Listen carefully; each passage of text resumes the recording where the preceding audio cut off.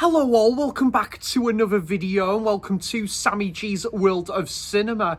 Today on the channel I'm going to talk about all the movies I have watched in the month of April, and I tell you what guys, there are a lot of movies I have watched in April. I think just when I went back to my parents and just other movies that I've like been to the cinema or I've like watched at home and stuff. Yeah, I think I've got about 45 films here, I think. So this is gonna be a long video guys, so I will just say like definitely go and grab yourself like a drink or something because it's gonna be a long video, and I do love doing these videos to talk about every film that I have watched for every month. So the first one I have got on the list that I'm going to talk about here today on the channel, we've got Dodgeball. So yeah, Dodgeball was the first time watch for me, and yeah, this is the film that I kick-started the month with, and this is kind of like intertwined with my American comedy film season that I'm on at the minute, and I thought this was very good. Yeah, I loved this one. Ben Stiller and Vince Vaughn, yeah, they had a great rivalry to this one. You know, one is kind of like trying to sort of buy, like, I think this guy's gym. He's trying to like rescue his gym, and they're basically going this head-to-head competition. And I thought there was some great characters to this one, some real laugh out loud moments as well, and you know, some cool catchphrases in there. And yeah, there's just again, I think what really helped as well is Ben Stiller and Vince Vaughn, who have been you know, in very cool comedies before this. I think that is what helped the movie, with them being the two main leads here and playing just some fun characters, but also you had some other great side characters in there as well. And I did like the whole like choreography of the movie, you know, like in the build up with this competition and stuff. So it was a very fun movie, good ending to this one. Dodgeball, I'm gonna give a 7 out of 10 to. Then another first time watch for me, and one starring Drew Barrymore actually, and this is a film called Never Been Kissed. So yeah, it's a bit dated, this one now. I must admit, I didn't love or hate this one, but I thought it was okay as well. This was a decent one.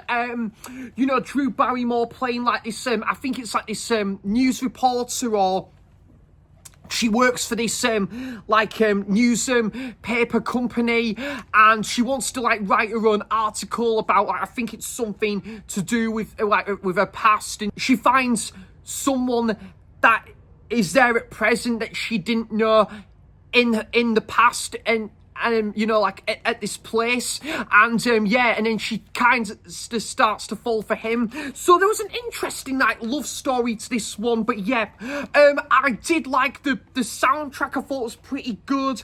I did love the whole like what was it? There was like the disco scene, or like the costume party. I thought that was one of the highlights of the movie. I thought it had a very sweet and charming ending.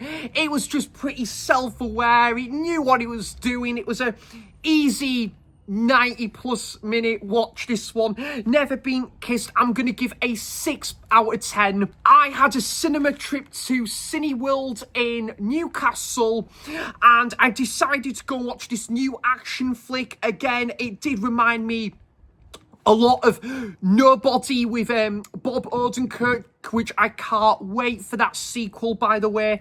And that is Novocaine. Yeah, I must admit, when I first watched this one, guys, I didn't fancy it all that much from the trailer, but then it got very good word of mouth, and then the reviews start to come out, and then I went to go and see it, and do you know what, guys? This was such a surprise. This was such a very entertaining time at the cinema. Again, I just thought it was so much fun. You know, it was a very interesting take on, you know, like on an action movie, and with the main protagonist who's got these like special abilities, these special powers, and it was set around the Christmas period, which I thought was interesting. The villain, I must admit, the villain maybe was the weakest part of the movie, but did serve a purpose to the story. Again, there was an interesting love story to this one, like pretty cool action sequences, and you know, like good witty sense of humor. And again, it was just very self-aware. It knew what it was, and I think this is the sort of movie that could definitely have the potential down the line to have a potential sequel. Jack Quaid was really good in like the main role here, and all the cast and the crew, you could tell were having a ball with this movie. So yep, Novocaine I'm gonna give a 7 out of 10 to. I picked up the 4K movie edition of The Substance, and I rewatched it, first time watching it since the cinema, and this was just as good on as it was at the cinema, guys. This is just one of the best films to come out in recent years. I loved this one at the cinema, and it was just as good, you know, on this rewatch as it was at the cinema. I just think the direction, the transformation sequences are just off the scale here. And the two personalities played between Demi Moore and Margaret Qualley, I just think was really well played out through this film. And yeah, just some great technical aspects as well, and camera work. And I have done a review of this. It is absolutely fantastic. Yeah, I've had a great time with this one on rewatch. The Substance I'm gonna give a 9 out of 10 to. The Truman Show, yeah, been a long time since I last watched this one. It was probably about 6 years ago when I last watched this film, and my goodness, guys, this movie is absolutely mind-blowingly brilliant. This is absolutely incredible. Just such an original concept idea at the time, you know, like Jim Carrey. This is nothing else like this is like no other main lead character or like any other movie he's, like before this. And it is just absolutely fantastic, like the day in the life of Truman, and like he's starting to realize that all his surroundings and like he's starting to become sort of a fantasy, when all these years he's known it to be a fantasy, and he's been kind of feels like he's been lied to all this time, and he's going all out to seek the truth, and you're really rooting for him. And it is such a beautiful story, and just a wonderful, fantastic film to watch. And I just think it's absolutely incredible. I've always said to myself, it'd been interesting to see a sequel to this, to see how it was for Truman after how the film ended. But you know what? That is kind of, I think, great as a standalone film, to leave it to your imagination of how it was for Truman after the film ended. But an absolutely phenomenal movie, guys. It's just so ahead of its time. It could have influenced something like Black Mirror. The Truman Show, 10 out of 10. My second favourite Jim Carrey film, and just a wonderful, wonderful film indeed. Next up we have again, part of my American comedy film season that I'm on at the minute, and I watched Shallow Hal with Gwyneth Paltrow and Jack Black. Yeah, I didn't mind this one, but I must admit, it got a little bit, it was all right. I found it a little bit, some of it a little bit cringe, and might be a one-time watch. I might return to this one at some point. Jack Black and his friend in it, they had good chemistry. I think he's the guy from Seinfeld. He was in there. And, I did like the other characters in there. I did like the main boss in there actually, who was Gwyneth Paltrow's her character, her dad. He was probably one of my favourite characters. I didn't think all the jokes landed. I thought it was okay, this one. Shallow Hal, 6 out of 10 for. A movie I did much prefer though, and I have seen this film a few times, and that is Yes Man with Jim Carrey. Yeah, I do really enjoy this film. Seen this one a few times over the years. I just love this era for comedy and stuff, like in the late 2000s and that. I just think it's brilliant. And Jim Carrey, like playing this kind of downbeat and not really optimistic sort of main character. Then when he allows himself to say yes more to opportunities, it kind of changes, it turns his life around sort of thing. And it makes for a really interesting story, this one. I thought the scene where he's kind of like he has that street fight, I think is so funny. The scene when he's on the motorbike and when he does house tasks and that around this elder lady's house. And yeah, it is just a really funny film. I think Terence Stamp plays a great part into the movie as well, because of what is to come for vast majority of the movie, when the word yes comes more and more and plays a great part into Jim Carrey's character's life in this film.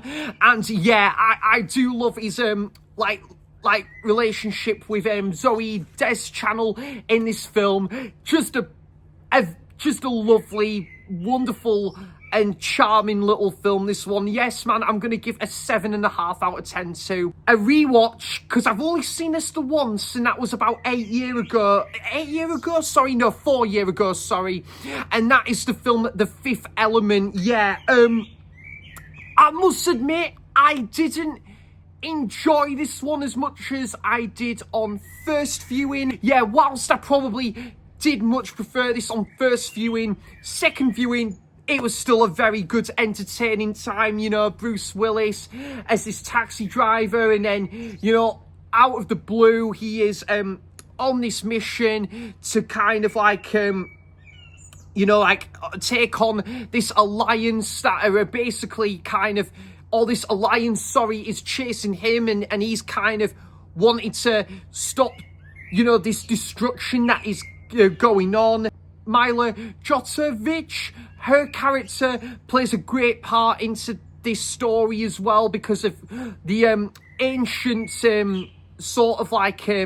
this ancient thing that happens at the start of the film that's very much interlinked with her character, and she is the only one that can stop havoc that happens, or is about to happen, down the line during this movie.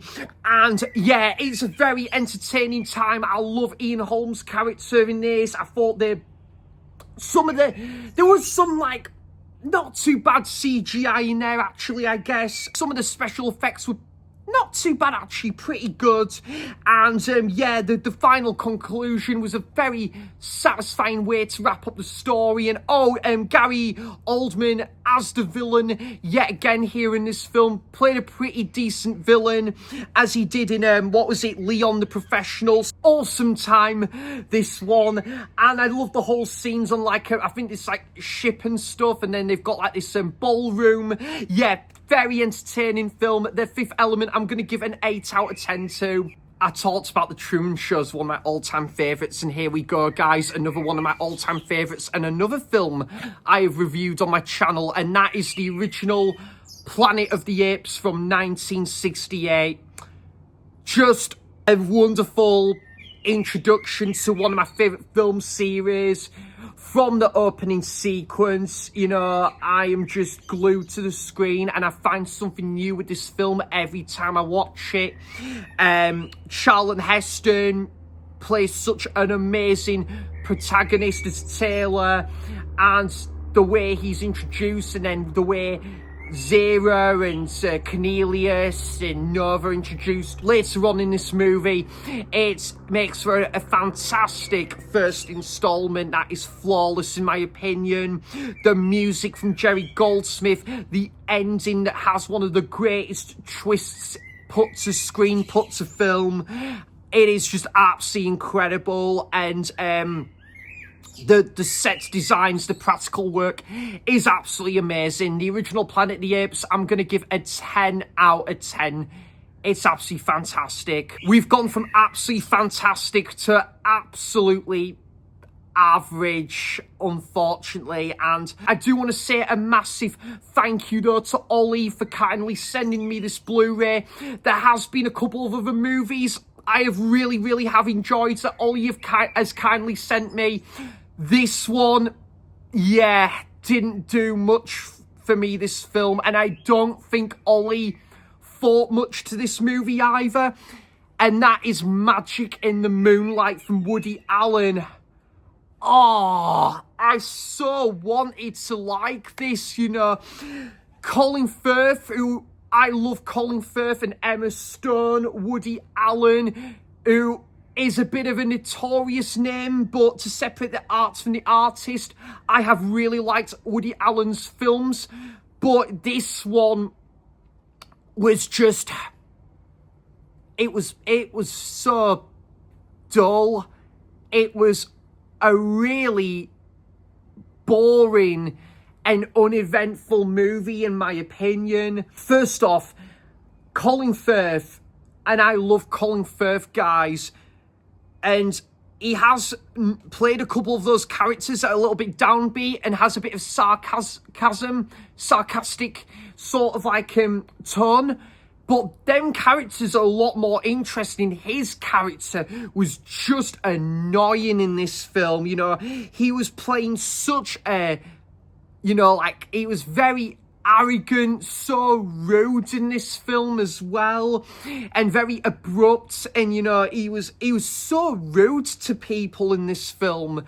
And the whole magic and myth thing in this movie just was a little bit obscure.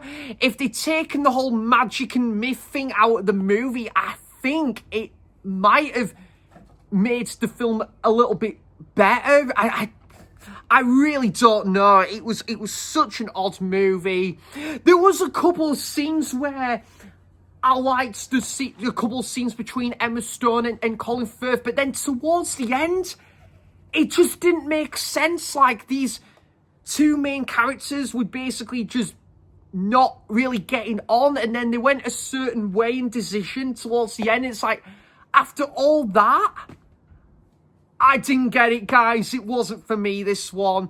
And yeah, it's definitely one I probably won't watch again. Magic in the Moonlight, 4.5 out of 10, guys. Yeah, I didn't like that one, unfortunately. It exists. Another film that I didn't really particularly think much of, and that is the original The Land Unknown. Again, it had the potential to be a really awesome film, but there was just a lot of moments that just felt was a bit sleepy. It was a very sleepy, drags on sort of scenes, and I didn't find many of the characters interesting. You know, I will say I did like a couple of the set designs. You know, the look of the island as well, I thought was pretty good, and a couple of the big monsters, that was cool. But a lot of the characters was just dull as dishwater. Yeah, there were just a couple of really unlikable characters, and yeah, it just wasn't very interesting what was going on majority of the movie, in my opinion. But I would watch this one again at least, because this one did clock in for about 75-80 minutes. But yeah, I didn't care for this one too much. I think that was all down to the choice of characters who weren't very interesting. The Land Unknown, 5 out of 10 for me, that one. A rewatch of Lady Bird. Now, this is a film I'm a lot more fond of. Yeah, I love this film. I've seen it a few times. It is brilliant. It is one of my favourite A24 films. I just think this has just got such a lovely kind of, like, it's just a lovely sort of comfort movie. It's got some emotional beats to this one as well, but it's got some witty humour in there, and I love the main friendship between Cerise Ronan and the other main girl in there who was also in Booksmart. Love their friendship, and I love what this movie does, showcasing what it's like for this girl to have like all these like ambitions and stuff, and she wants to kind of follow her dreams, and she wants to find out like over time who she desires the most. Is it Lucas Hedges or Timothy Chalamet's character? I loved the chemistry as well, like between like her and her dad. That was kind of one of my favourite parts of the movie as well. Her mother, is so caring of Christine in this movie, but they don't have the most like sort of satisfying of as far as like relationships going in this family, in this film. And they've got both different ideas of like things to desire the most in life, and it is a really beautiful movie. I love the score to this one as well, and just a fantastic film. The ending is beautiful as well. I love the way this film ends as well. It's just got a beautiful message towards the end. The 2000s setting is really good to this one as well. Lady Bird, I'm going to give a 9 out of 10 to. Absolutely fantastic film, that one. Then again, I like a couple of the other films earlier on. Another kind of average movie, but not terrible either, and that is 2 Weeks Notice with Hugh Grant and Sandra Bullock. I can't lie, guys, it's been 3 weeks ago since I watched this film, and I've kind of forgotten a lot of it already. It's a bit of a forgettable one, this one. I will say I did like the whole rivalry, but then team up together sort of chemistry between Hugh Grant and Sandra Bullock. I did really like that, actually. One is wanted to fight and desire for what she believes in regards to like this community centered in like New York. The other is kind of wanting to like sort of put other like things in place for where this community is, like there's interlinked with like his hotel that he owns, and it makes for quite a not too bad story to this one. I will say a lot of the comedy didn't really land for me, this one. I think that was kind of what was really missing in this movie. I mean, don't get me wrong, a comedy film doesn't have to be laugh out loud like non-stop in order to be a good, enjoyable movie, but it was not bad either. It was watchable, enjoyable, but a bit of a bland, sort of average, middle of the road sort of movie, but had a bit of charm to it as well. And I think what really carried this movie was Hugh Grant and Sandra Bullock. 2 Weeks Notice, I'm going to give a 6 out of 10 there. And again, like Lady Bird, another movie that I'm much more fond of, and that is Adventureland. A rewatch of this. Fantastic indie film, this one. I love this one. A beautiful indie drama, this one, that came out in the year 2009, where which was such a great year for film. A couple of my favourite ever films came out that same year as well. And Adventureland, I do think all the cast did a great job in this one, with Jesse Eisenberg, Ryan Reynolds, and Kirsten Stewart, and Bill Hader and Kirsten Wiig as well. Yeah, it's a really good movie. I love the whole theme park set into this movie as well. The 80s aesthetic, the soundtrack is really good. There's really good chemistry between like sets of characters in this one. The ending has a really good conclusion to this one as well. It felt a little bit rushed towards the end, I will admit, but I think it still paid off well with how it ended, how it wrapped up and stuff. It was a little bit rushed in those last 5 minutes, but everything that came before it did work as in this film's favour. Adventureland, I'm going to give a 7.5 out of 10 to. Okay, guys, the next one is going to be a bit of a hot take. And I so wanted to like this movie. And you know how you get movies that you feel just outstay their welcome with the runtime? This is one of them, for me, in my opinion. The Wild Bunch. So, I will just start by saying I do love Westerns, and I think Sam Peckinpah is a fantastic filmmaker, director. However, guys, I really didn't like this film. It reminded me of when I watched Sorcerer for the first time. That just got all this, like hype and, like kind of, really good word of mouth and, all these glowing reviews of it. I don't know. I think I just overhyped it for myself a little bit with this one because I love Westerns. I love, a lot of the Westerns I've seen I think are brilliant. This one right here, and also Once Upon a Time in the West and Django Unchained are also a couple other of my favourite ever films, I would even go as far to say. But yeah, this one I didn't really like. I found it was just so mega slow paced. I felt there was pacing issues. I didn't find a lot of the characters that interesting to this one. The acting was good, I will say that. And I did think it had a good premise to it. I did like the whole stuff with the train, and there was, the outlaws were going on this train and they were trying to gun for this, robbery. But that was probably my favourite part of the film. And there was a couple of decent shootout sequences, couple of which towards the end, actually. But majority of the movie, guys, I just found a little bit dull, not very interesting.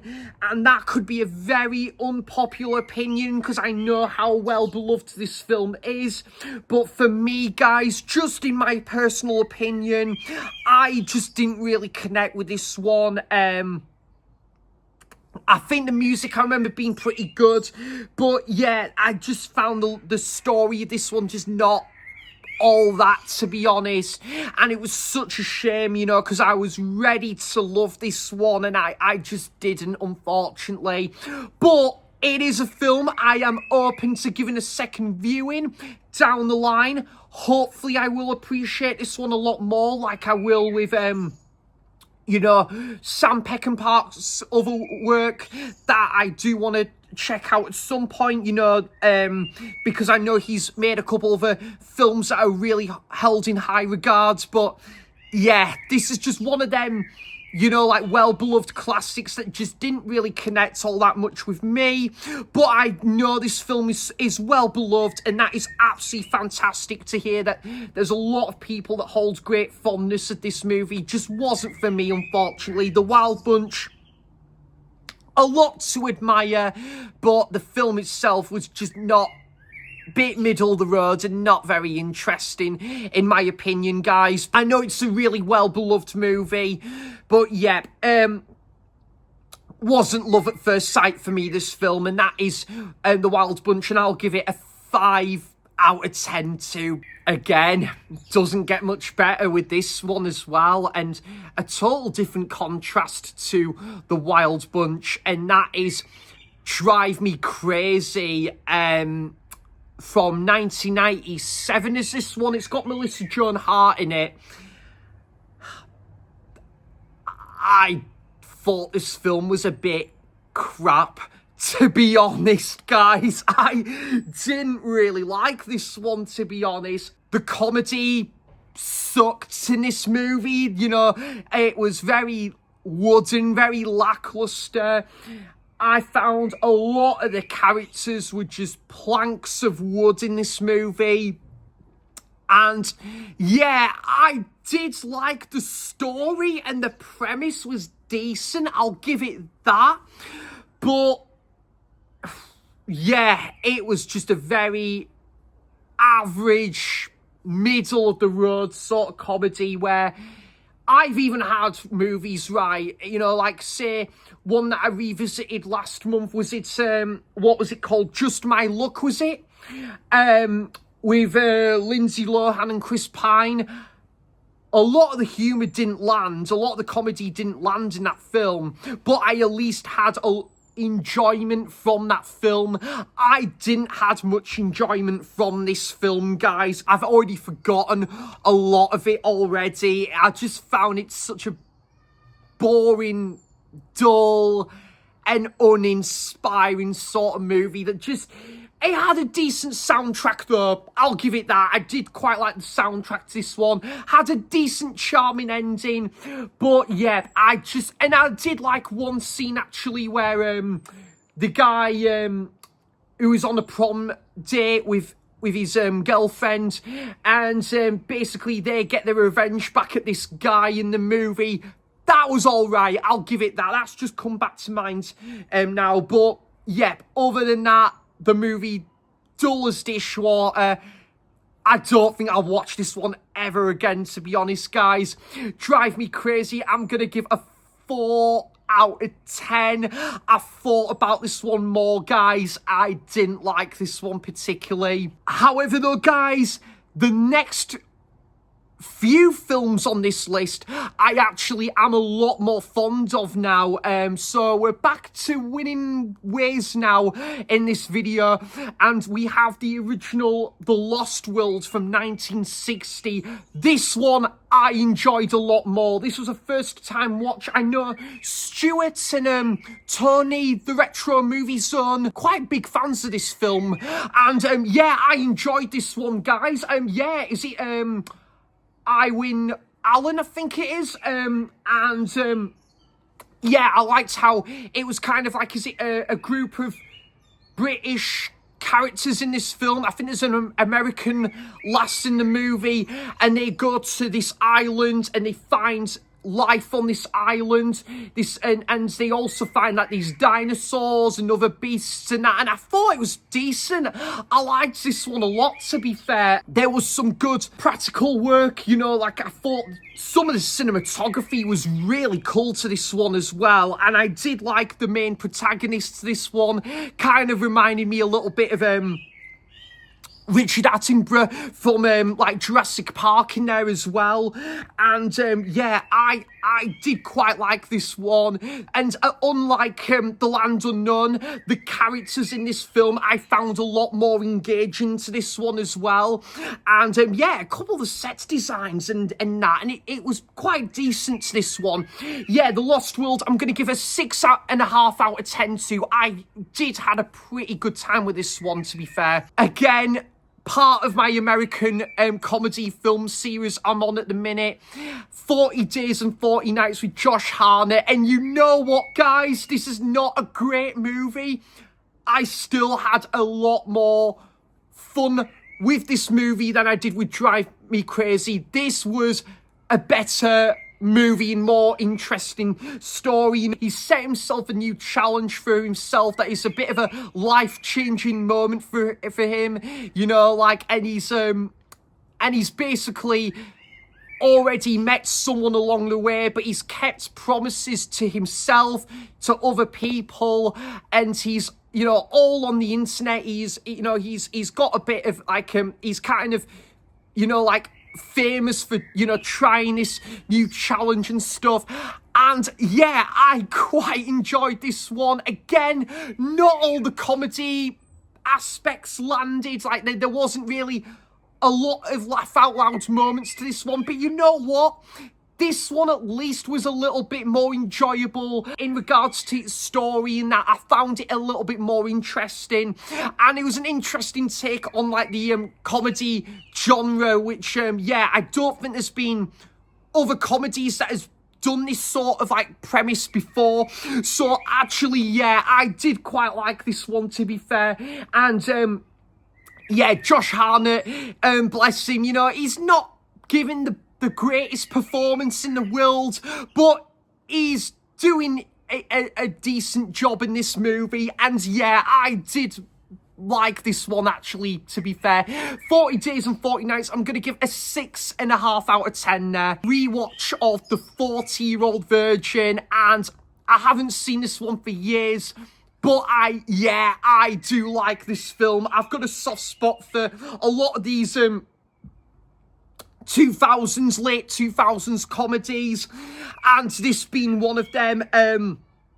You know, I actually forgot to check out the, the extended version of this movie, because that clocks in for about 2 hours and 15 minutes. But yeah, Steve Carell, this was such a great time for him with this, Anchorman, The Office US, you know, this was such a great time for Steve Carell, and you know, he would go on to be in another great films along the way as well. His character's just got a lot of charm to him, you know, and he's finally wanted to meet the right one after all these years, and he's got great friends to accompany him that, well, kind of are a bit mean to him as well, but do it in a bit of a banter sort of way. And I just think there's some funny moments. The wax shaving sequence, the scene where what's her name, Leslie Mann, her character is ill in the car. The scene with where Paul Rudd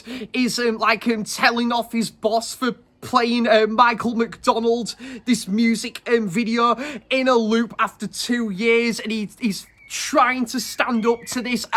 It is so funny. Yeah, I do really like this one. 40-Year-Old Virgin, I'm gonna give a 7 out of 10 there. A film that I think I discovered through Andy at Forgotten World of Movies, and Andy picked this one up on Blu-ray fairly recently, and I watched it on VHS, and I had a pretty good time with this one, to be fair. I did like this one a fair bit, and not a comedy as such, but not a bad, decent movie either. It was a pretty good sort of film where it kind of is about a guy, and he's he's doing teaching, and he's kind of wanting the best for his students to achieve exam and get the best scores in their exams possible. And I think it was a pretty good one. That's the film Stand and Deliver. Liked this one. The story was good. Is it Andy Garcia?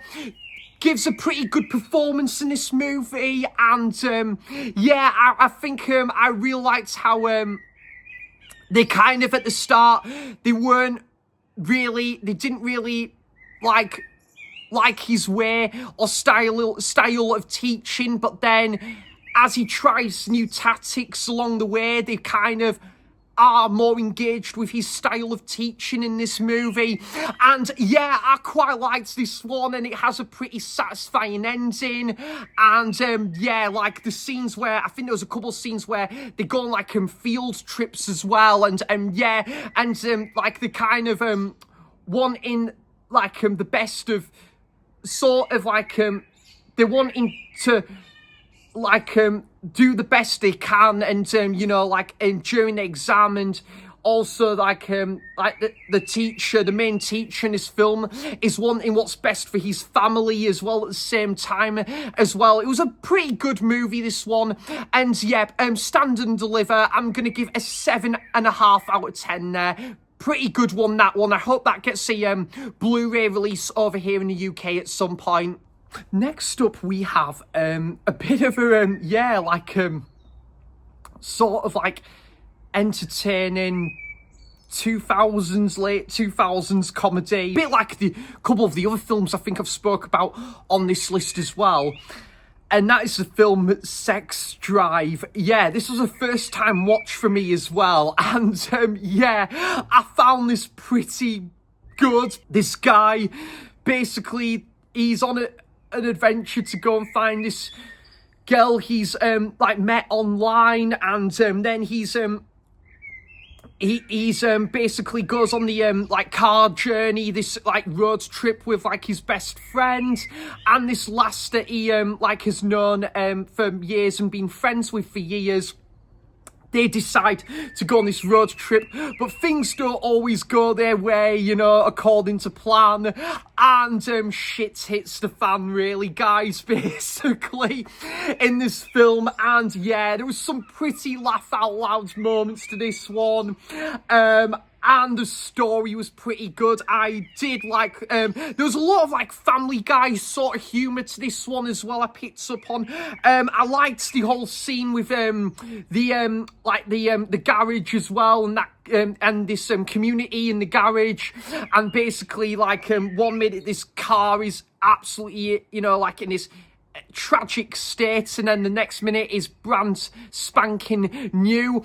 And yeah, it's a really fun movie, this one, and yeah, some pretty funny scenes in there when this trio is on the road and they've got to run away from this driver. And oh yeah, one scene by the cornfield as well, and oh, it's just, yeah, it was pretty good. And again, I just love this sort of decade for comedy as well. We just don't get many American comedies like this anymore, and you know, I would love to see another like good like American comedy, or even comedy in general like this again. It would be pretty good. Yeah, the film Sex Drive, I'm gonna give a 7.5 out of 10 to. I really liked this one. And the scene where he's working at the mall, he's dressed up as this donut. Yeah, it's a fun movie, this one. Then I had a rewatch of a film I haven't seen for absolute years, and I decided to go back and rewatch Roxanne. Roxanne, you don't have to put on that red light. There we go. I thought I'd chuck that like song in there. But yeah, Roxanne with Steve Martin. I really like this one. I grew up with this film. Picked it up on VHS earlier in the week as well. Earlier in the month, when I met up with Nige, Lewis and Marcus. I picked it up from the Far Place charity shop in Middlesbrough.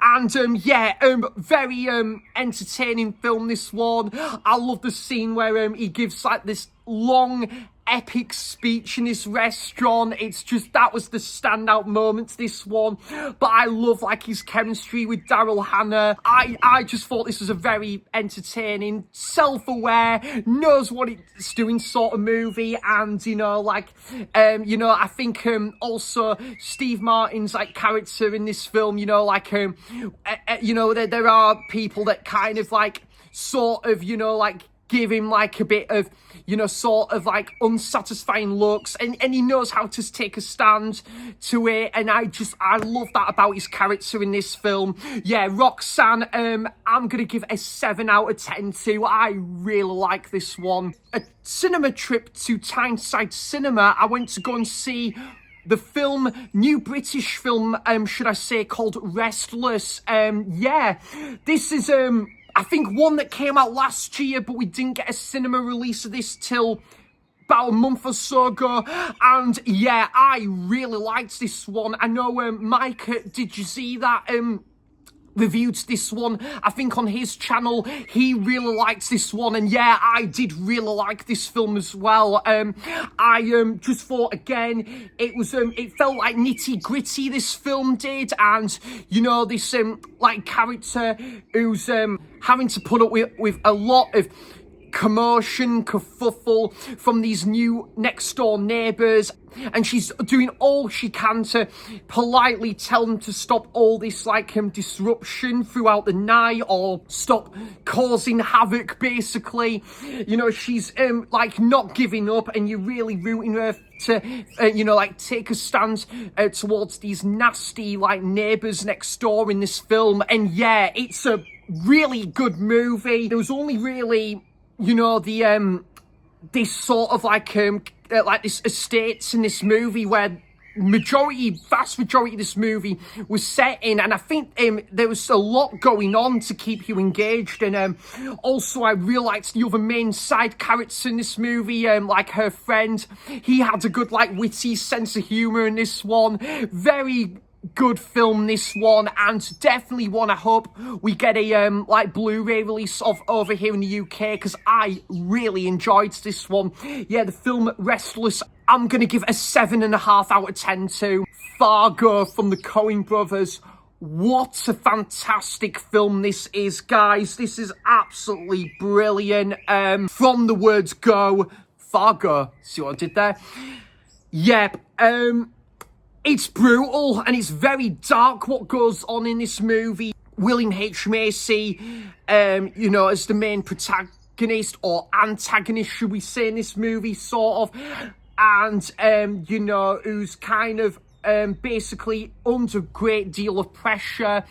And he sets this task towards, it's Peter Stormer and Steve Buscemi. By the way, I love their chemistry in this movie. They have really good, like off-the-wall chemistry in this movie. And, yeah, they basically go on this sort of, like, this mean-spirited, cold-hearted task, working, like, for William H. Macy, who's keeping all of this to himself, like, not letting his family know about what sort of shit is going down in this movie. And yeah, I thought this was a very fantastic film. I think the acting, the performances is the main glowing part of this film, but everything else is great, you know. And again, just such a dark ending as well, but obviously you kind of sort of happy with what a couple of these characters had coming to them all this time after, you know, like, kind of the real poor decision making they made. Also, how could I forget as well, Frances McDormand, she gives an incredible performance as well, and this is also one of the treble of Best Lead Actress Oscars. She won like the Oscars, and this is like one of the treble that she won as well. And yep, fantastic film, Fargo. I'm gonna give a 9 out of 10 to. I think this is bloody ace indeed. Then I had another rewatch of, there's been a lot of American comedy films on this list. Definitely, I've really been on that US comedy kick at the minute, and yeah, I had a rewatch of The Wedding Singer, and yeah, this is one of my favourite Adam Sandler films as well. Really good. I really like this one. The soundtrack, the 80s aesthetic, so a little bit similar to Adventureland, to be fair, in regards to, like, its soundtrack and its 80s aesthetic. The soundtrack is amazing to this one as well. It's got one of the most hated and disliked characters to a movie ever, which is Glenn, which is Julia's boyfriend in this movie. He was a bit of a knobhead. Really don't like his character. He's just an absolute bastard in this film. He's such a horrible knobhead in this film. But the stuff that goes on between Julia and Robbie, who's played by Adam Sandler in this movie, they have lovely chemistry in this film as well. And yeah, I just think, again, some great laugh out loud moments in this one. The scene at the start with Steve Buscemi, and then you've got Billy Idol, who comes in later in the movie, and the scene where Adam Sandler, his character, gets in the fight with that like elder guy. It's just it's such a funny film, man. And yeah, just brilliant. You know, like, comedy, this one from the 90s. And yeah, it's it's just great again to see Adam Sandler again doing something a bit different here, like still sticking with the comedy genre, but you know, like a comedy genre with a comedy film, sorry, with an 80s setting. So yeah, a little bit different to the previous films he was in before this, and yeah, I just have a lot of fun with this film as well, guys. I think a lot of the character work in this film is great, and just just a lovely ending to this one as well. That is real, has a satisfying conclusion. So yeah, The Wedding Singer, I'm gonna give an 8 out of 10 to there.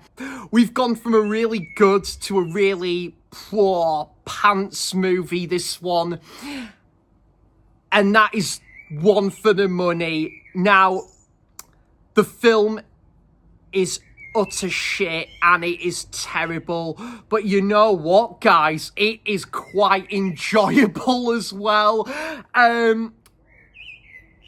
I think the main actress, I know she was meant to, I think apparently she was quite you know, like real hard to work with in like obviously in the studio and like on production and that. Apparently she was quite like hard to work with. Apparently she was pretty difficult to work with, but to kind of like look at the movie itself and her character in this, yeah, I thought she played a pretty good protagonist to this one. Again, I didn't think all the acting was great in this one. You know, it was a bit of a naff, sort of cheesy, you know, tongue-in-cheek sort of film. But you know what, guys? There was a lot of enjoyment in this one, I will admit. Yeah, I think, again, where she's kind of working undercover for like this police department, you know, like kind of trying to find a new job, and then she gets this new job, and then she found a job, and heaven knows she's miserable now. Would lead it to that Smiths song, but there we go. Lol. But yeah, she finds a job, and then she goes undercover, and then yeah, and then on this mission to try and track down, I think, this guy who's kind of like running this sort of like this firm and organisation. She's like kind of on the hunt after him and any suspects within this organisation, and she teams up with this other guy as well to try and find anyone who's kind of part of this organisation and stuff. And yeah, and part of this case, and yeah, I quite liked this one, guys. I quite enjoyed it. Again, is it a good movie? No. Is it a bad movie? Yes. Is it an enjoyable movie? Yes, I would say. So it's kind of one of those bad movies, but enjoyable kind of bad. And, you know, wherever I look at, say, Drive Me Crazy, the film, which I thought was average, but I was bored. This was the opposite, where it was bad, but at least it was enjoyable.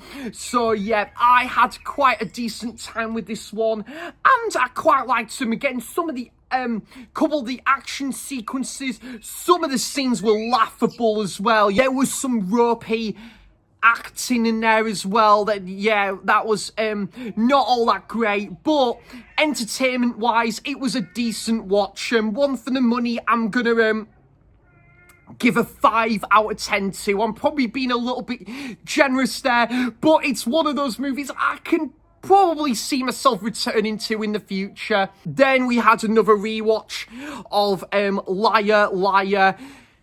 And it isn't a lie that I did rewatch this film. See what I did there? Liar Liar with Jim Carrey. Yep, I like this one a lot, guys. I just noticed I threw in a Jim Carrey pun in there as well.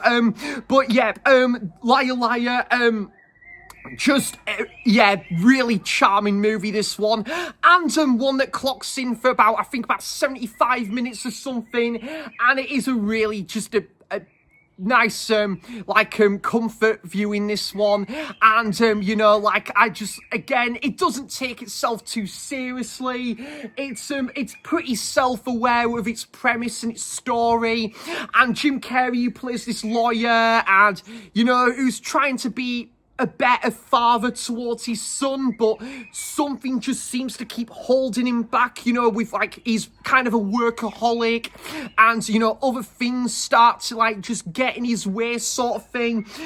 But he does his best to like, obviously, you know, try and, you know, make a good impression, you know, like as a father in this film. There's a wish that his son made at his birthday party, and that he, for one whole day, he doesn't tell a single lie, and yeah, it starts to go through a bit of a 180 stage, does this movie, for the rest of the movie, should I say, and yeah, I just have such a good time with this one.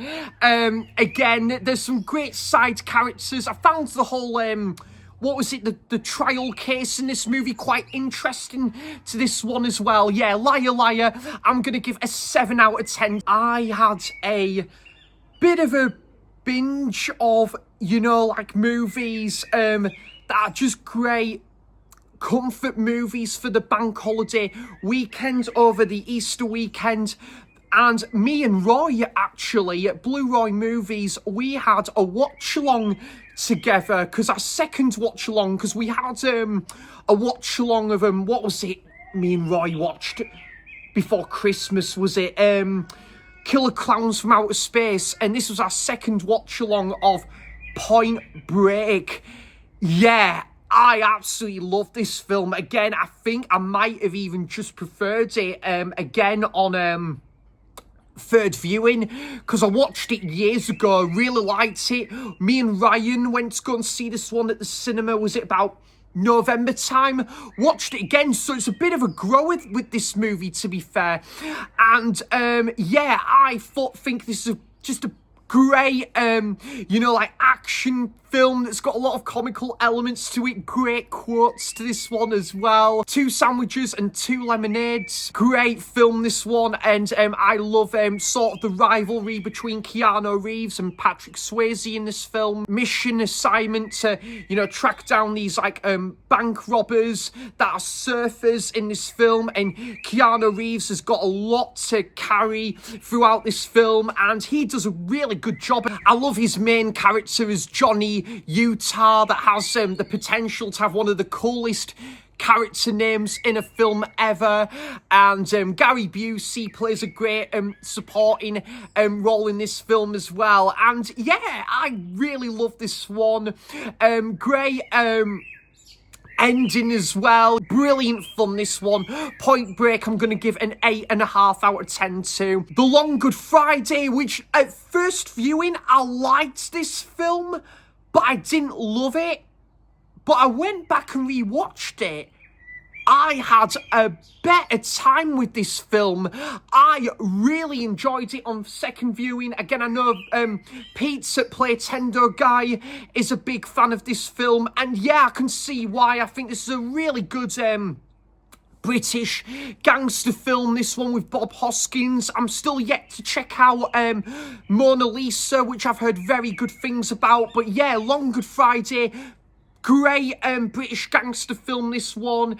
And yeah, like Bob Hoskins, who has things that just keep going against his way, and you know, he's on the case to try and solve these sort of shenanigans that keep reoccurring throughout the movie. There's a couple of like mobs and businesses that are kind of like you know, striving on his own like turf sort of thing. And yeah, I just think there's brilliant dialogue to this one. Bob Hoskins is great in the lead role here.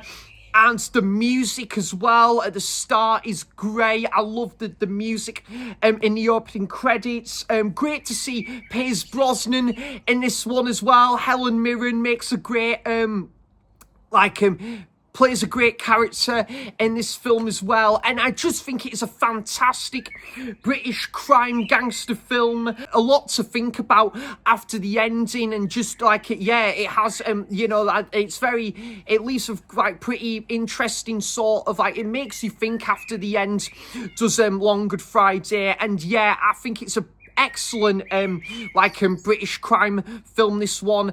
Yeah, The Long Good Friday, much better on second viewing, and one I would have to get in my Blu-ray collection at some point, and I would give that one an 8 out of 10 too. These two movies that I watched both on Easter Sunday, the first one being Watership Down. Yeah, only watched this one for the first time when I got that BFI 4K edition of it, and yeah, I think, again, this film, like the One Good Friday, is definitely that extra bit better on second viewing.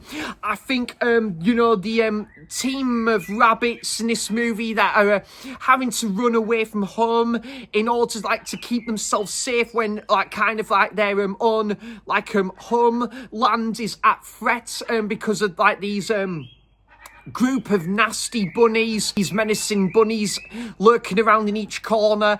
And yeah, I think the voice cast is great in this one.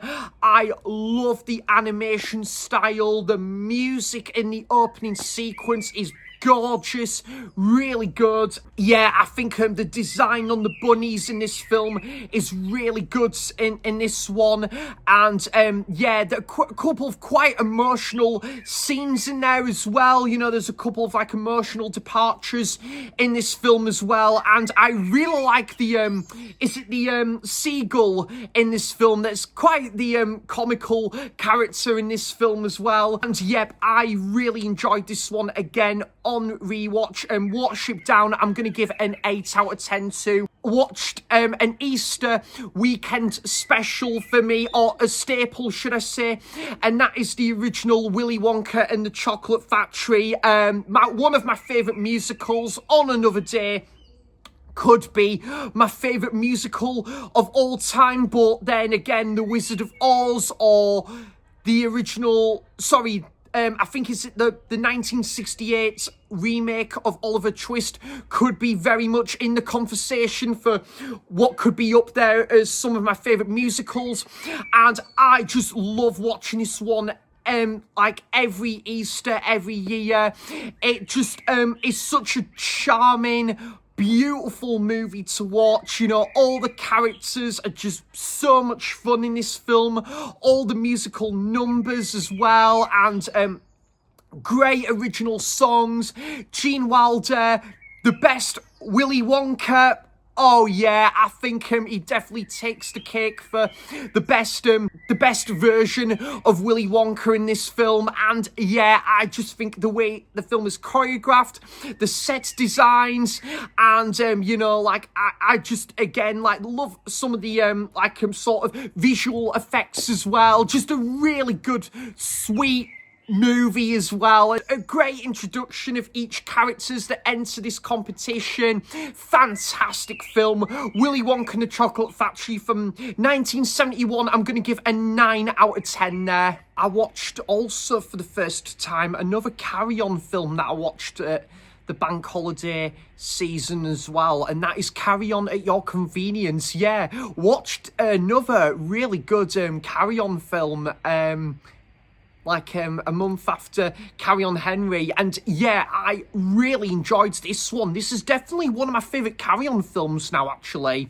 Carry On at Your Convenience, yeah, like Kenneth Williams is playing like this sort of like this factory owner, and sort of like his employees and his like colleagues and associates are not all that happy with their job and, you know, like their current job and stuff, and they kind of go on strike. They also go to on holiday to Brighton as well to, like, I think do a bit of business there. Really fun, this movie as well. A couple of laugh out loud moments in there. The Carry On films are just so much fun, self-aware, they're products of its time, and they know what they are, they know what they're doing. Carry On Your Convenience, I'm going to give a 7 out of 10 there. Another rewatch, well, this one, Carry On At Your Convenience, I watched for the first time. This is a rewatch of the Likely Lads film. I love the TV show, Whatever Happened to the Likely Lads, you know, set in Newcastle. And, yeah, a show that probably, like the movie, wouldn't get made now, but still a lot of charm to both the film and the TV series. And, you know, I think as well, both of the main leads, Bob and Terry, just a really cool pairing in a like British sitcom, and and the film as well. So yep, the Likely Lads, when they go on holiday in this film, they go to the caravan park, and Bob and Terry are just absolutely sick of their holiday in the freezing cold in winter time, and they just want to go back to their homelands because they, you know, like, but yet they want to still impress, like, in both of their wives as well in this film. And there's just some funny moments when one scene where like, I think is it the I think on the roads where what's it, Thelma and Terry's wife in the film, where basically they get left behind, and basically Bob and like Terry have like noticed that the caravan is not at the back of the car on the road. It is so funny. And also like the scene where what is it, when they're basically playing football, and the football is on like the rooftop, and then Bob has to like go and get this football, and then he's that scared to come back down. They get like the fire brigade to get him back down. It is just such a funny film, guys. I love the ending as well, and I love again the setting of Whitley Bay in this movie that's only 20 minutes down the road from me, and yeah, the Spanish city that's in this film as well. And also I think there's one scene that takes place in Tynemouth as well. Just a great movie, this one. The Likely Lads film, I'm gonna give a 7.5 out of 10 there. Yeah, it's definitely one of my comfort movies, this one. Just a bit of a non-PC movie, but a lot of charm to this movie as well. Then, oh dear, I was so looking forward to watching this movie, guys. I was like, yes, let's go. No. The film Stormy Monday. Oh, I so wanted to like this movie, guys, but I was just so incredibly bored throughout this film. Most of the characters were bland as bland gets, and I did like the Newcastle setting. The Newcastle setting was definitely, for me, the best part of the movie. I did actually like Sean Bean's character in there as well, but the story was just so dull. It was uninteresting. I have pretty much forgotten most of this movie now. I just didn't really like this one. I think this guy, doesn't he like run this gym or something, and there's this like campaign that goes on in this movie, this like protest as well. I did like the whole parade scene, the location choices, and I did like the look of the nightclub, but everything else, the story was just so uninteresting. And I will say the ending was decent, I will say that, but everything else was just so dull. It was boring. It was so boring. I didn't care for this movie for the most part, and it is such a shame because I was so looking forward to this movie, guys. I am so glad now I didn't pay $8.99 on the Arrow Blu-ray. However, I did get the VHS for about a tenner. Do you know what though? I'm happy to still own that because it's still a collectible thing to have, but I'm just glad I didn't pay another £9 on the Blu-ray because, yeah, I just didn't enjoy this movie one bit. Stormy Monday, 4.5 out of 10. Good performances, but and I did like seeing who is it, Sting, Sean Bean, Tommy Lee Jones in this movie, but yeah, this movie was a bit crap, to be honest. I didn't like this one really. Thankfully, we picked it up again now, and another rewatch and another movie I haven't seen for absolute years, another Jim Carrey comedy, and that is Bruce Almighty. Yeah, I was in the mood to go back and revisit this one. I haven't seen it for the longest time, and I had a very good time with this one on rewatch. Jim Carrey as this weatherman and all this news reporter, and basically he gets some news about like the current job position that I think he applied for, and his expression, and he's trying to keep it together. It's such a funny scene. Yeah, and I love the scene where obviously he's got all these like powers, and he starts to like impress Jennifer Aniston, who plays his girlfriend in the movie, and yeah, there's just so much entertainment to this one. Morgan Freeman plays a great supporting role in the movie as well, and I love Morgan Freeman, just one of the best actors out there, just a fantastic actor, and yeah, he was great in this movie as well, and yeah, just, and Steve Carell, who I actually forgot was in this movie, is Evan in the movie as well, and yeah, I need to go back and revisit Evan Almighty, actually, because I haven't watched that one in a long time as well. I think there's one scene where he's stuck in traffic, or he basically is up against this gang and this appearance of this dog as well. Yeah, that is another really funny, witty moment in this film. Yeah, Bruce Almighty, fun time, and yeah, one I would love to add to my physical media collection at some point. I'm going to give Bruce Almighty 7 out of 10 there. Next up, we had a film directed by Jesse Eisenberg, who has, appeared on this list again here of these films, and that got a lot of hype and a lot of buzz at the time, like leading up to the Oscars and stuff, and that is the film A Real Pain. Now, I must admit, I didn't fancy this one from the trailer.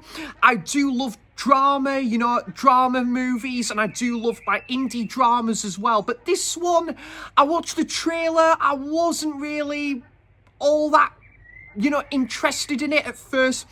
Then I heard really good word of mouth, and, I heard a lot of praise about this movie, and then I was aware it was going up for Oscars and stuff, and I watched it, and I thought this was an excellent comedy, dark comedy drama, this one. Now, I'm not a big fan of Jesse Eisenberg, but I will admit, what he did with this movie was brilliant. His performance in this movie, man, was class.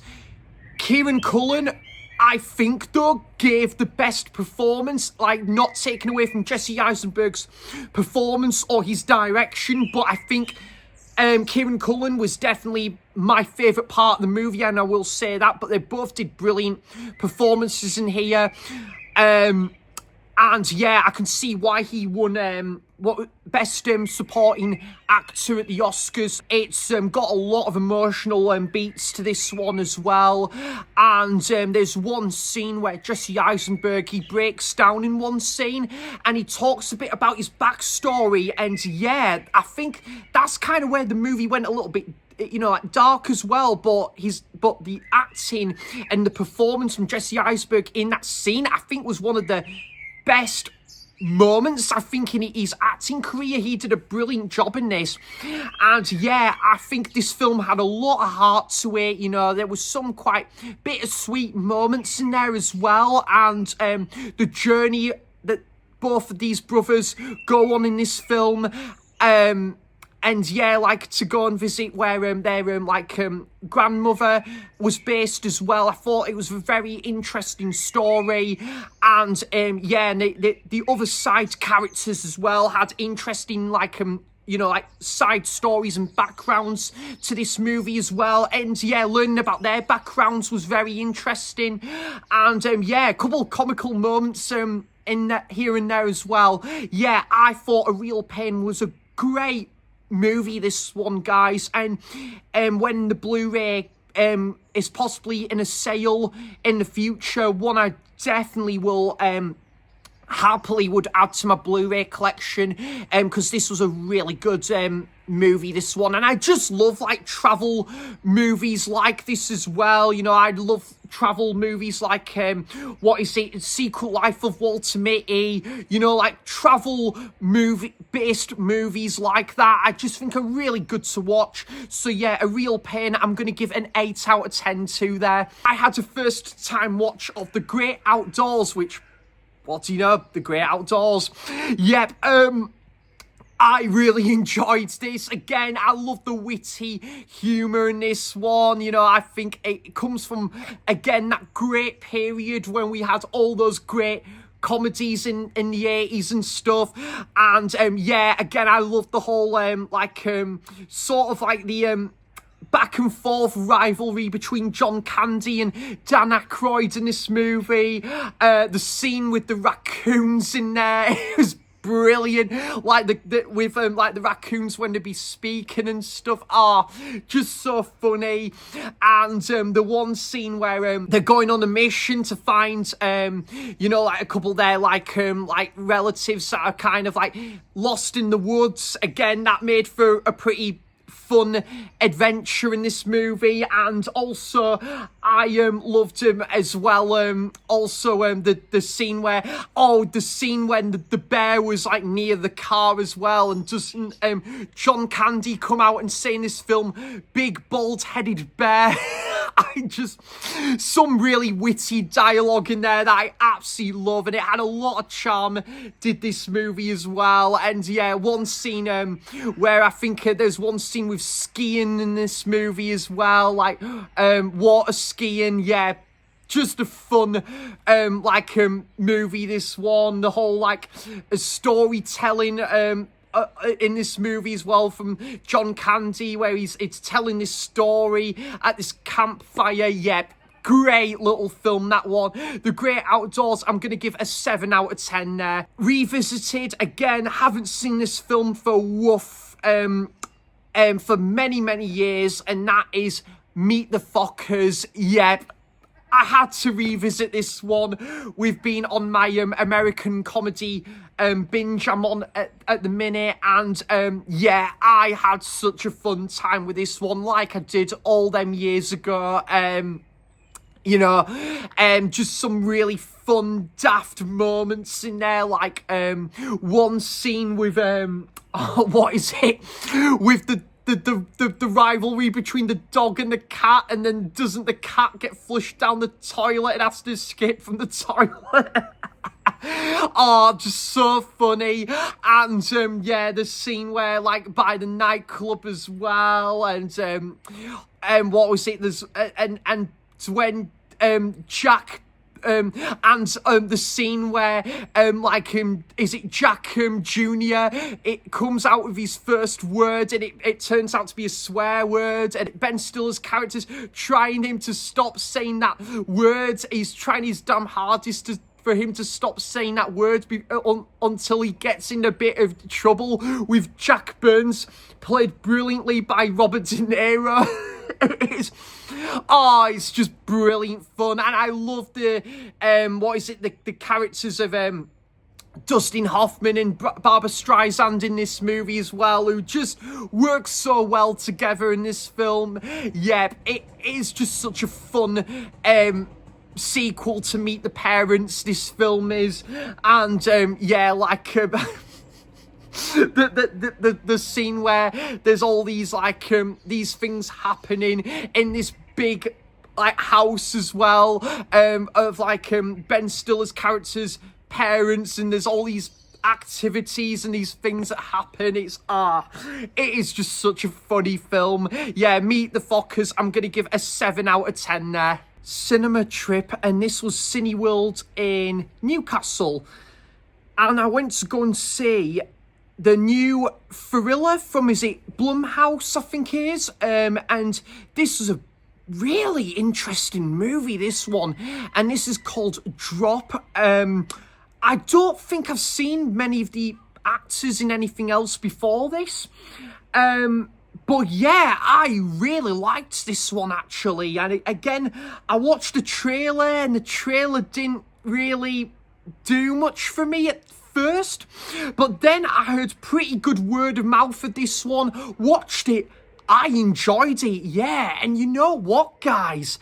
I would even watch this one again at some point. So, yeah, basically this girl who's this widow, she goes on a blind date with this guy who she's met through online dating and stuff, and she goes to this, I think it's like this sky tower or something, and this like like this tower building with this restaurant. She goes to the top floor, and yeah, that's basically where the restaurant is. Like, as soon as she meets this guy, things start to escalate from there, because she gets like this anonymous app that keeps cropping up on her phone non-stop. She gets these weird anonymous messages as well. She has to kind of keep an eye out on her phone every 10 seconds, a minute, in order to like keep herself secure in that. And I thought this was a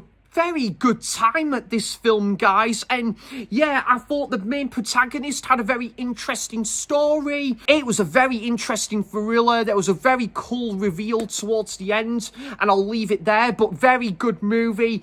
Drop, I'm gonna give a 7.5 out of 10. Yeah, 7.5. I would even go that, actually, because I did really like this one. And then I had a rewatch of My Neighbor Totoro. I went to Tyneside Cinema to see this one. Had a very good time with this one at the cinema. And yeah, I didn't get to see this one on the re-release of this film last year, but Tyneside Cinema were re-showing this one, and I went to go to the cinema to see it, and yeah, very good time with this one. This is definitely one of my favourite Studio Ghibli films. I just again love the enchanted forest in this film, and the all the characters are just so much fun. They've got bucket loads of energy, and it's a really fascinating film to watch. Totoro, like again, the whole spirit of the forest and his presence is just, it's really good, this film is, and got a few emotional beats to this movie as well. The family dynamic of the movie is fantastic to watch as well, and the whole Cats bus, the Totoro song, the score is excellent to this film as well. Love the animation style. My Neighbor Totoro, I'm going to give an 8.5 out of 10 to. I think it's a fantastic film, this one.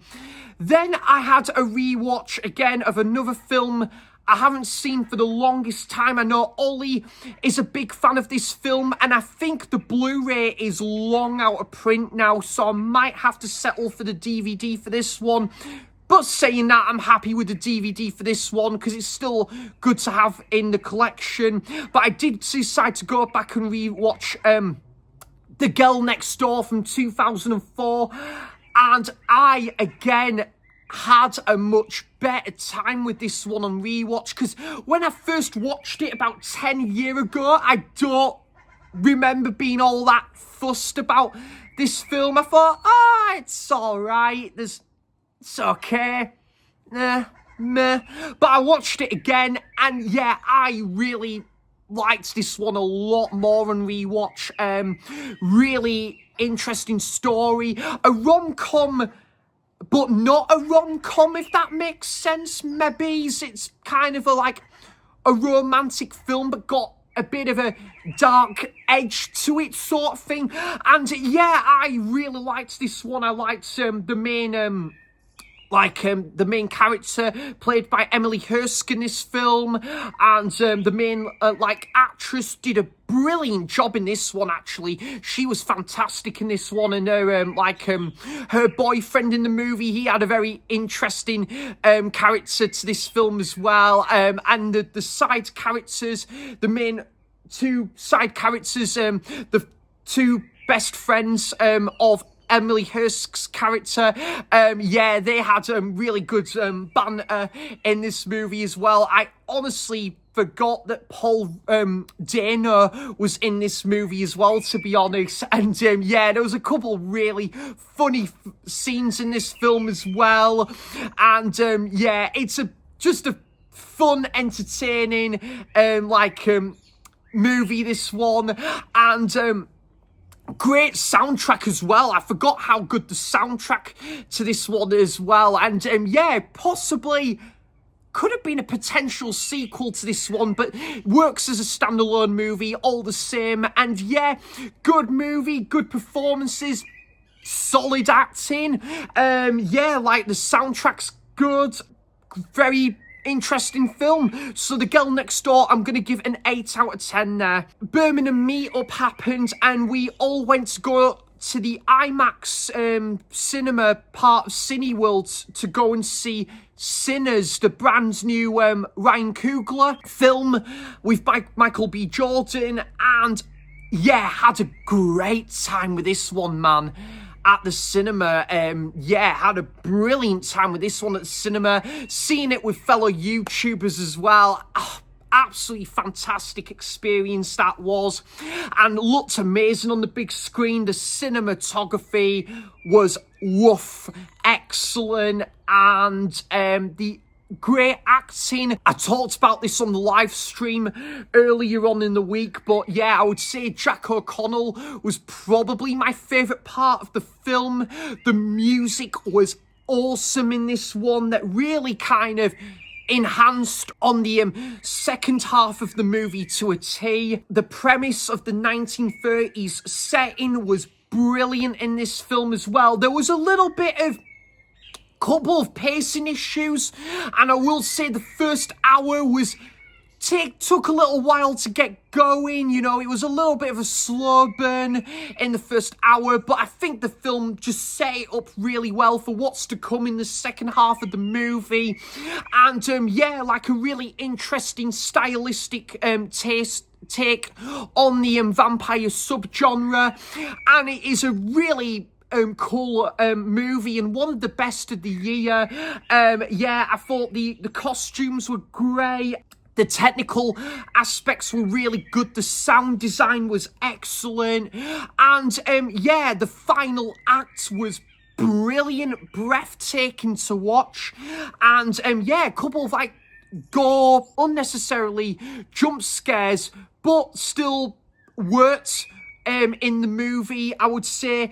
But yeah, I will say, guys, at the same time, I did think this film got a little bit overhyped. I will say that. I didn't think this movie was absolutely amazing or game-changing as much as it was made out to be. I did think it was a little bit overrated, but I did really enjoy this movie all the same. I did think it was a very good, entertaining movie.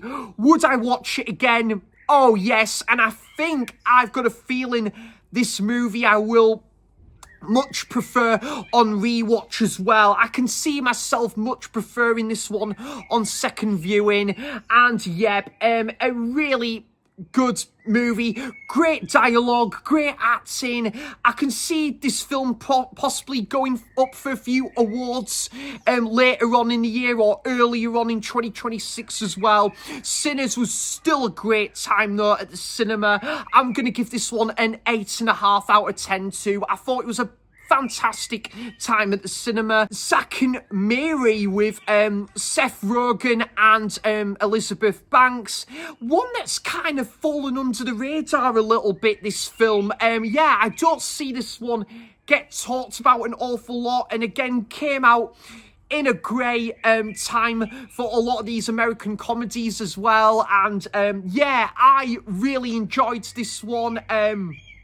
Again, Zack and Miri played brilliantly by Seth Rogen, Elizabeth Banks, and, you know, like, who are kind of, like, under pressure where they're kind of, like, having to pay their rent in this movie and other bills as well. They're kind of struggling with like bills and rent wise, and they decide to kind of like, and I think they're struggling with their business, with their coffee shop, and then they decide to make like this explicit, raunchy movie, and in this coffee shop, and they meet friends that kind of like cast in this movie.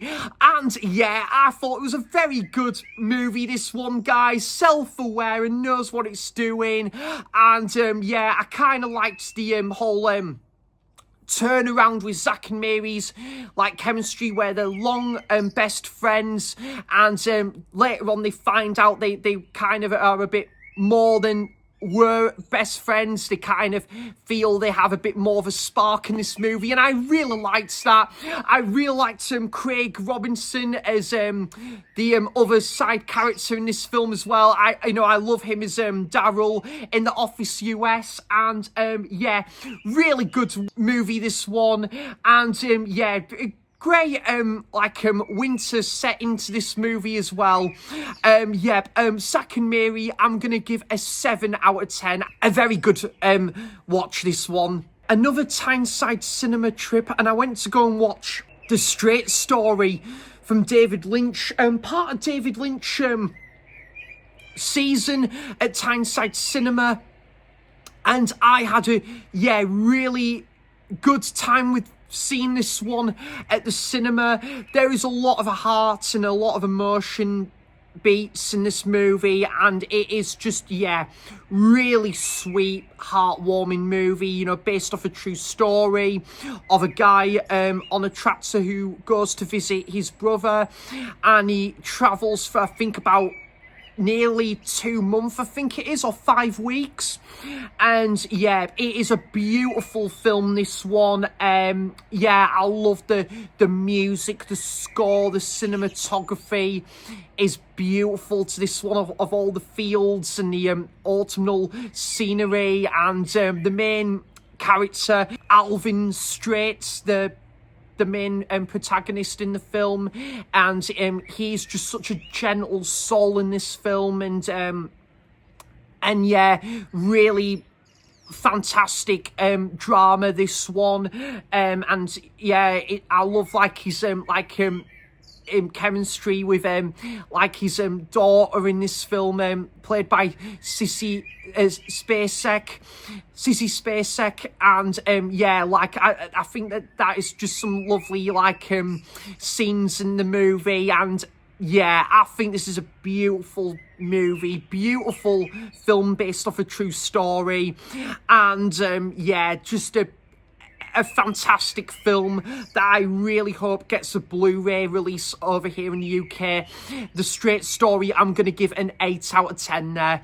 Then I watched a film that I discovered through Andy at Forgotten World of Movies and Dave at Savage Zombie Reviews. I remember when they spoke really highly of this movie, and I had a very good time with this film, and that is Night at the Roxbury. Love the love for this song, which is "What is love? Baby, don't hurt me. Don't hurt me no more." That plays a great part in this film. And yeah, Will Ferrell and the other guy, the two main leads in here, they have such great dynamic duo in this film. Basically, where they their father has restrictions and rules, and they kind of go against them rules to go on a night out, and are looking to go in and have a good time. They meet a couple of ladies, and they hang out with them ladies, and they basically at the start can't get into this nightclub called the Roxbury, and they're doing everything in their power to try and get into this nightclub, and they fail miserably. And yeah, it's just a really entertaining movie that clocks in for 75 minutes. Yeah, other great music to this one as well, and also just some funny moments as well. The great ending as well to this film as well, and just charming 90s cheesy comedy, but such a fun, entertaining time, this one. And yeah, like, also great to see Michael Clark Duncan in this film as well. Also great scenes by where they work at this planter shop, and they've got to keep things like running smoothly, but yet they're just too distracted. The main two leads in this film are just too distracted by this like nightclub that they went to, but they at the start they couldn't get into. It's just, yep, really entertaining film, this one. Night at the Roxbury, I'm gonna give a 7 out of 10 there. And the last one for the month of April, I went back and revisited. After absolute years, I thought to myself, alrighty then, it's about time to revisit Ace Ventura: Pet Detective. If I'm not back in 5 minutes, we've got to wait longer.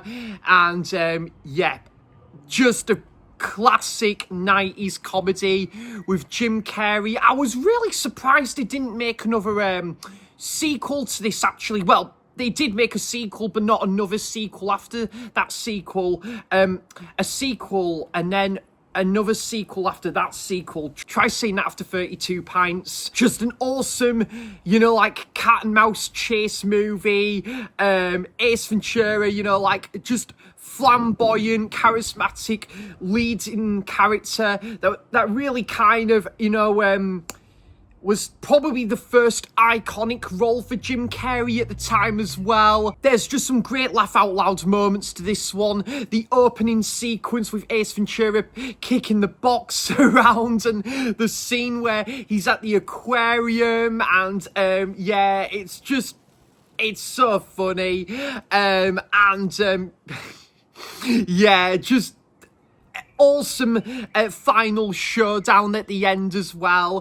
I'm really looking forward to watching When Nature Calls for the first time as well. So yep, Ace Ventura: Pet Detective, I'm gonna give it a 7 out of 10. Had such a great time watching this one on revisit after like over 10 years.